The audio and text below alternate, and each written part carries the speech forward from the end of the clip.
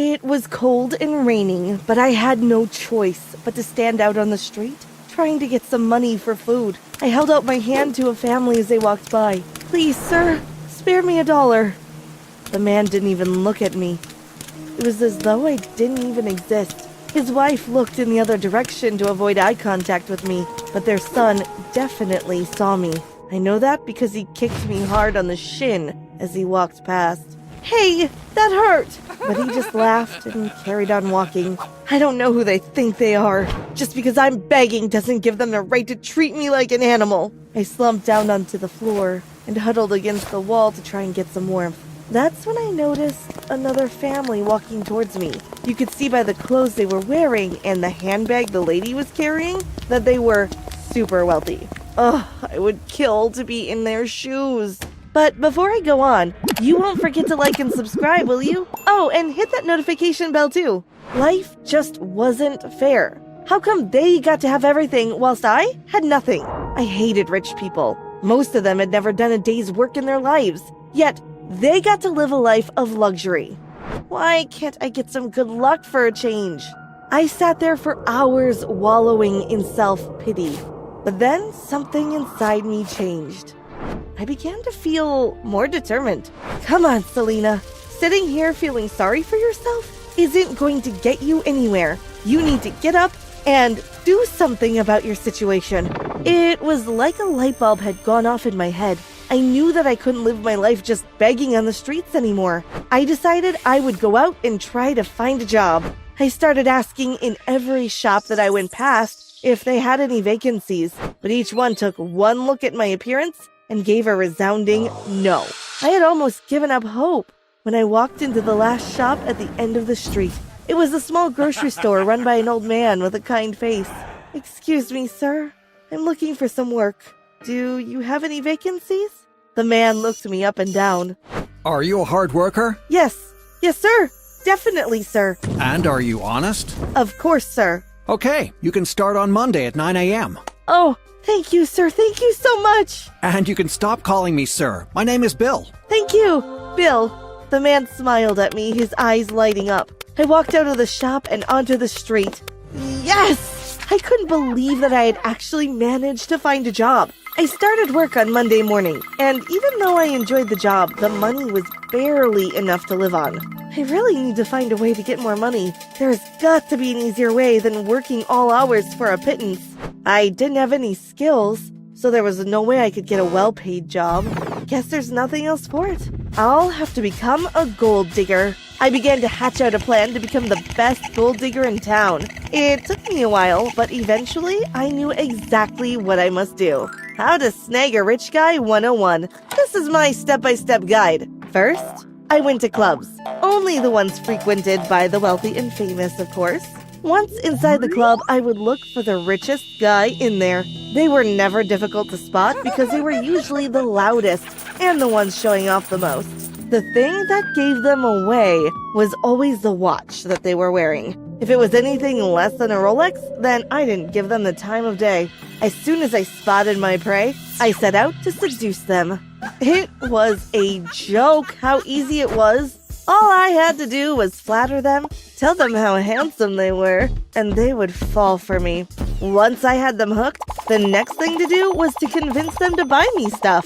After they had bought me enough things, I would ditch them and move on to the next one. Of course, I always made sure to move around to different clubs and always wear some kind of disguise, like a wig or something. That way, I could even snag a few different guys at the same time. I remember one guy that I met in the Mayfair Club. It's a very exclusive club. Only the richest of the rich can be a member there. His name was Nicholas. I spotted him the moment I entered the club. He was sitting at the bar on his own and looking pretty miserable. I walked over and sat on the stool next to him. "Penny for your thoughts?" He looked over at me. You wouldn't want to know. "Try me." I've just been dumped by my girlfriend. "Well, I think that is something to celebrate, don't you? Why don't you buy me a drink and I will try to cheer you up." He looked at me, hesitating for a second, but then he smiled. Sure, what would you like? "A glass of champagne, please." Oh, I like your style. Thank you. I've always been a champagne kind of girl. I spent the next couple of hours chatting away with him. I made sure to listen and look really interested in everything he told me, even though, to be honest, I found him really boring. Oh, Nicholas, your girlfriend must have lost her mind. I can't imagine why anyone would want to dump you. You are so interesting, and so good-looking too. Any girl would be lucky to date you. You know what? You're right. It's her loss, not mine. And actually, I owe her a favor. If she hadn't dumped me, I would never have met you. They say things happen for a reason, don't they? They most certainly do. By the end of our third drink, I had persuaded Nicholas to take me shopping the next day. There's this really cute pair of earrings that I've been wanting. We should go get them in the morning and then go out for a fancy lunch somewhere. Sure, Selena. I'll pick you up at 10 a.m. I only saw Nicholas one more time, then I made some excuse about having to look after an elderly relative or something. So I'm sorry, I won't be able to see you anymore. I understand. And you're such a good person, giving up your social life to care for someone else? Anyone would do the same. I'm not anything special. Oh, I think you are. It wasn't long after that I met Adam. I met him in the usual way. I spotted him across the room, checked out his watch, and realized that he was obviously mega rich. But things didn't turn out the way I thought they would with Adam. You see, I ended up falling in love with him. You probably won't believe me when I say this, but I didn't even care about his money. I really just loved him for who he was. I decided that I would stay with Adam. I'd had enough of jumping from one guy to another. It was time to settle down, and I knew that Adam was the right guy for me. Adam took me on some of the most amazing dates of my life. One time, he surprised me by turning up in a Ferrari. Hop in. I have a surprise for you. What? What is it? Wait and see. He drove me out to the airport. Where are we going? It's a surprise. He parked the car, and we got out. A private jet was waiting for us, its engines running. Oh my god, I can't believe it! Where are we going? Where have you always dreamed of going? No. Really? Oh my god! Are you taking me to Paris? I sure am. Oh my god, I'm so excited! I can't breathe! That was just one of the many amazing adventures Adam took me on. My life with him was perfect in every way. Well, almost perfect. There was just one thing that was really annoying. Other women were always trying to steal him from me. One time, we were at a 5-star Michelin restaurant enjoying a meal. I went to the bathroom. I couldn't have been gone more than 5 minutes. But when I got back to our table, there was another woman sitting in my seat.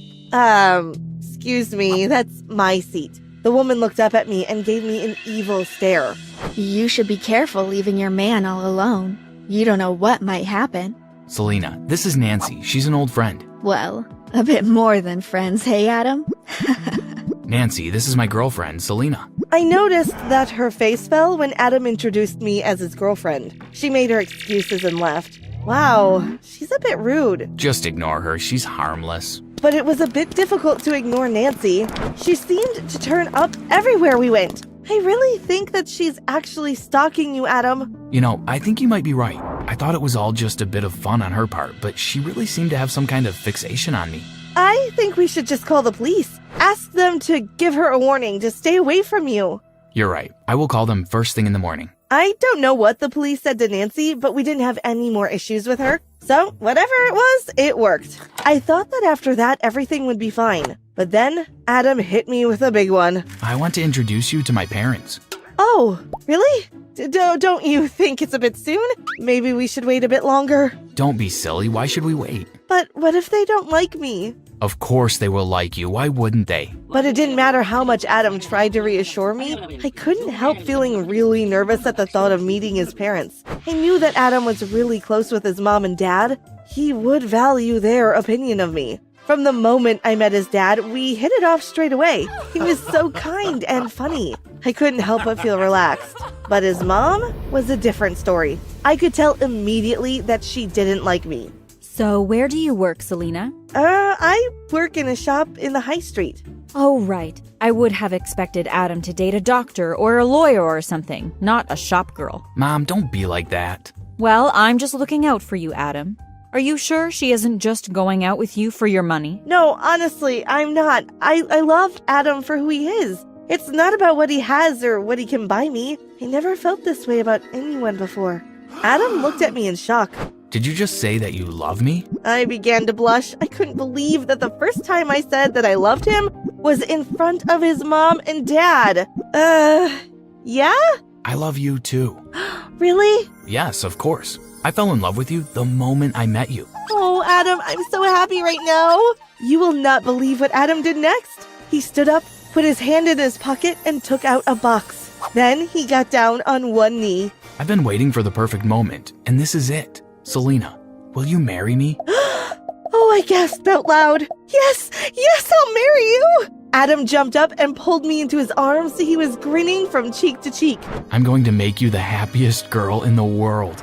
Congratulations, son. Thanks, Dad. Mom? Adam's mom stood there for a few seconds in shock, but then she gathered herself together. If it's what you want, Adam, then of course I am happy for you. Congratulations to both of you. Adam didn't want a long engagement. Why wait? I just want to be married to you. So we had a quiet ceremony. Just Adam's family and friends. Oh, and Bill and his wife came along too. I couldn't believe how lucky I was. Everything in my life had turned out perfectly. But then, one day, things went terribly wrong. I had been out shopping on my own, and when I arrived back home, there wasn't a light on in the house. That's strange. I know the staff are all off today because it's a public holiday, but I thought that Adam would be home by now. I got the shopping from the back of the car and opened the kitchen door. I immediately noticed that there was something red on the kitchen floor. Did Adam spill tomato sauce or something? I stepped inside, and that was when I saw him.